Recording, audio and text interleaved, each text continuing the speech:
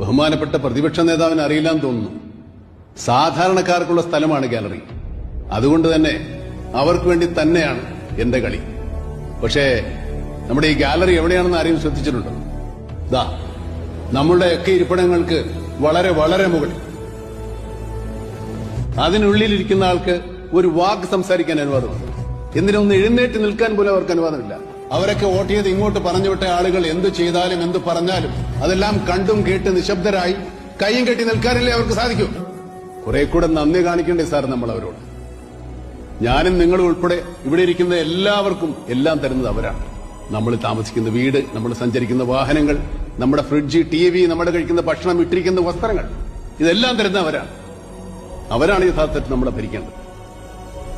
നമ്മളെ കാണുമ്പോൾ അവരല്ല, അവരെ കാണുമ്പോൾ നമ്മളാണ് സാർ എഴുന്നേറ്റ് നിൽക്കേണ്ടത്. ജനങ്ങളെ ഭരിക്കാനല്ല സാർ ജനാധിപത്യ സർക്കാർ, ജനങ്ങൾക്ക് വേണ്ടി ഭരിക്കാൻ.